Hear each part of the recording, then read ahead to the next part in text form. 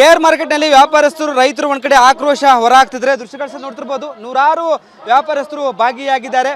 ಈ ಒಂದು right parking ಬಂದಿದ್ರಿಂದ ನಮಗೆ ವ್ಯಾಪಾರ ಮಾಡೋಕ್ಕೆ GB ಅವರು ಅನುವು ಮಾಡಿಕೊಡ್ತಿಲ್ಲ, ಪೊಲೀಸರು ಅನುವು ಮಾಡಿಕೊಡ್ತಿಲ್ಲ ಎಂಬ ಕಾರಣಕ್ಕೆ ಒಂದು ಕಡೆ KR ಮಾರ್ಕೆಟ್ನಲ್ಲಿ ದೊಡ್ಡ ಮಟ್ಟದಲ್ಲಿ ರೈತರು ಮತ್ತು ಕಡೆ ವ್ಯಾಪಾರಸ್ಥರು ಒಂದು ಕಡೆ ಹೋರಾಟ ಸಹ ಮಾಡ್ತಿದ್ರೆ, ಸರ್ಕಾರದ ವಿರುದ್ಧ ಒಂದು ಕಡೆ ಆಕ್ರೋಶ ಹೊರಹಾಕ್ತಿದ್ರೆ. ಯಾಕಂದರೆ ರಸ್ತೆ ಬದಿಯಲ್ಲಿ ನಾವು ವ್ಯಾಪಾರ ಮಾಡ್ತಿದ್ವಿ, ಬಟ್ ಇದು ರೈಟ್ ಪಾರ್ಕಿಂಗ್ ಬಂದು ಸುತ್ತಲೂ ಬ್ಯಾರಿಕೇಡ್ ಹಾಕಿದ್ದಾರೆ. ನೋಡ್ತಿರ್ಬೋದು ಕೋಡಿಹಳ್ಳಿ ಚಂದ್ರಶೇಖರ್ ನೇತೃತ್ವದಲ್ಲಿ ಈಗ ಈ ಒಂದು ಪ್ರತಿಭಟನೆ ನಡೀತಿದೆ. ನೂರಾರು ಒಂದು ಕಡೆ ವ್ಯಾಪಾರಸ್ಥರು ಬಂದಿದ್ದಾರೆ, ಮತ್ತೊಂದು ಕಡೆ ಇಲ್ಲಿ ರೈತರು ಬೆಳೆಗೆ ತಂದಿರುವ ಗೂಡ್ಸ್ ವಾಹನಗಳನ್ನು ಇಲ್ಲಿ ಪಾರ್ಕಿಂಗ್ ಮಾಡಕ್ಕೆ ಬಿಡ್ತಿಲ್ಲ. ಮತ್ತೊಂದು ಕಡೆ ರೈಟ್ ಪಾರ್ಕಿಂಗ್ ಒಳಗಡೆ ನಾವು ತರುವ ಏನೋ ವಾಹನಗಳು ಒಳಗಡೆ ಹೋಗಲ್ಲ, ನಮಗೆ 1 ಕಿಲೋಮೀಟರ್ ಮುಂಚೆನೇ ನಿಲ್ಲಿಸ್ತಾರೆ. ಅಲ್ಲಿಂದ ನಾವೆಲ್ಲ ಏನೋ ಒತ್ಕೊಂಡು ಬರಬೇಕಾಗತ್ತೆ, ತುಂಬ ಕಷ್ಟ ಆಗುತ್ತೆ. ಪೊಲೀಸರು ಒಂದು ಕಡೆ ನಮಗೆ ಇಲ್ಲಿ ವ್ಯಾಪಾರ ಮಾಡೋಕ್ಕೆ ಬಿಡ್ತಿಲ್ಲ, ತುಂಬ ಕಷ್ಟ ಆಗುತ್ತೆ. 4,000 ಅದಕ್ಕೆ ವ್ಯಾಪಾರಸ್ಥರು ಈಗ ಬೀದಿಗೆ ಬಂದಿದ್ದಾರೆ ಎಂಬುದು ಒಂದು ಕಡೆ ಆಕ್ರೋಶ ಕಾರಣವಾಗಿದೆ. ಹೀಗಾಗಿ GBI ವಿರುದ್ಧ ಒಂದು ಕಡೆ ಆಕ್ರೋಶ ಹೊರಹಾಕ್ತಿದ್ರೆ. ಯಾಕಂದರೆ GBI ಅಧಿಕಾರಿಗಳೇ ನಾವು ಮನವಿ ಕೊಟ್ಟಿದ್ದೇವೆ, ನಮ್ಮ ಮನವಿಯನ್ನು ಸ್ವೀಕಾರ ಮಾಡುವಂತ ತಿಳಿಸಿದ್ದೇವೆ, ನಮ್ಮ ಮನವಿ ಪರವಾಗಿಲ್ಲ, ಅವರು ರೈಟ್ ಪಾರ್ಕಿಂಗ್ ಪರವಾಗಿದ್ದಾರೆ ಎಂಬುದು ಆಕ್ರೋಶ ಕಾರಣವಾಗಿದೆ.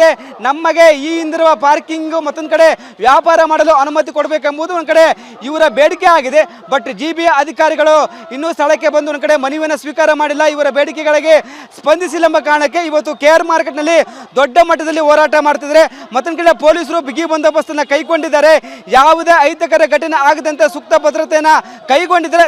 ದೃಶ್ಯಗಳನ್ನು ನೋಡ್ತಿರ್ಬೋದು, ಕೋಡಿಹಳ್ಳಿ ಚಂದ್ರಶೇಖರ್ ಈಗ ಆಗಮಿಸಿದ್ದಾರೆ, ಅವರ ನೇತೃತ್ವದಲ್ಲಿ ದೊಡ್ಡ ಹೋರಾಟ ನಡೆಯುತ್ತೆ. ಇಲ್ಲಿಂದ ಕಾಲ್ನಡಿಗೆ ಮುಖಾಂತರ GBI ಕೇಂದ್ರ ಕಚೇರಿಗೆ ಮುಖ್ಯ ಆಯುಕ್ತರ ಮನವಿ ಕೊಡಲು ಮುಂದಾಗಿದ್ದಾರೆ. ಬಟ್ ಪೊಲೀಸರು ಬಿಡ್ತಿಲ್ಲ ಎಂಬ ಕಾರಣಕ್ಕೆ ಇದೀಗ ಇಲ್ಲೇ ಅವ್ರನ್ನ ವಶಕ್ಕೆ ಪಡೆದುಕೊಳ್ಳಲು ಸಿದ್ಧತೆ ಮಾಡಿಕೊಂಡಿದ್ದಾರೆ. ಇಲ್ಲಿ ರೈತರು ಇದ್ರೆ ಮಾತಾಡ್ತೀನಿ. ಸರ್, ಏನು ಬೇಡಿಕೆ ಇತ್ತು ನಿಮ್ಮದು, ಯಾಕೆ ಹೋರಾಟ ಮಾಡ್ತಿದ್ರಂತ?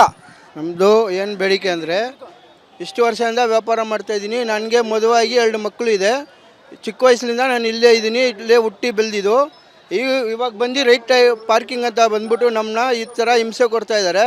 ನಮ್ಮನ್ನ ಜಾಗ ಬಿಡಬೇಡ್ರಿ, ಜಾಗ ವ್ಯಾಪಾರಕ್ಕೂ ರಸ್ತೆಗೆ ಜಾಗ ಇಲ್ಲ, ನಾವು ಎಲ್ಲಂತ ಹೋಗೋದು? ಸುಮಾರು 3,000-4,000 ವ್ಯಾಪಾರ ಮಾಡೋರು ಜನನ ಕಲಿಸ್ಬಿಟ್ರೆ ನಾವು ಎಲ್ಲಿಂದ ಹೋಗೋದು? ಸಾಲ ಫಲ ಯಾರು ಮಾಡೋದು?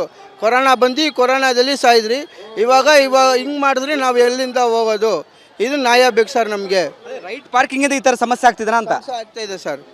ರೈತ ಕಡೆ ಬ್ಯಾರಿಕೇಡ್ ಹಾಕಿದ್ದಾರೆ, ಹೇಗೆ ಎಲ್ಲ ಸುತ್ತ ಕಡೆ ಬ್ಯಾರಿಕೇಡ್ ಹಾಕಿದ್ದಾರೆ, ಅಂಗಡಿ ಮುಂದೆ ಬ್ಯಾರಿಕೇಡ್ ಹಾಕಿದ್ದಾರೆ, ಈ ಕಡೆ ಟೀ ಹೋಟ್ಲ್ ಮುಂದೆ ಬ್ಯಾರಿಕೇಡ್ ಹಾಕಿದ್ದಾರೆ, ಎಲ್ಲರ ಸೈಡು ಬ್ಯಾರಿಕೇಡ್ ಹಾಕಿದ್ದಾರೆ ಸರ್.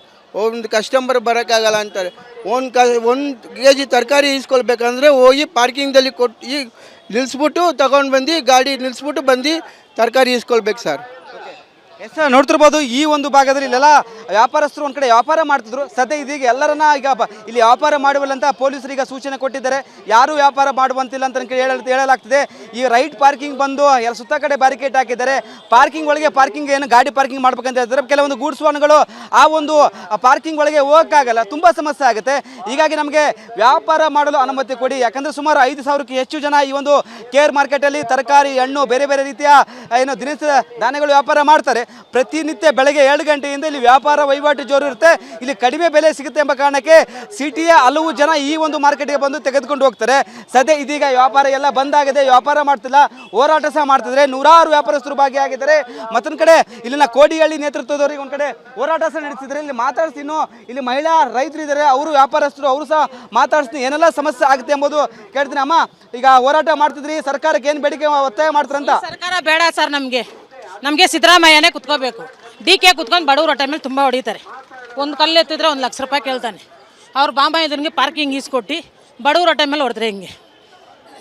ಅವನದು ವಿಡಿಯೋ ನೋಡ್ರಿ, ನಾನು ವಿಡಿಯೋ ಆನ್ ಮಾಡಿ ಇಕ್ಕಿದ್ದೀನಿ. ಅವನದು ಯಾರು DK ಶಿವಕುಮಾರ್ ಪರವಾಗಿದ್ದಾರೆ ಇಲ್ಲಿ ಯಾರಾದರೂ ಅಂತ? ಇಲ್ಲ, ನಮಗೆ DK ನಮಗೂ ಆಗೋದಿಲ್ಲ, ನಮಗೆ ಸಿದ್ದರಾಮಯ್ಯನೇ ಬೇಕು ಸೀಟ್ ಮೇಲೆ ಇವಾಗ.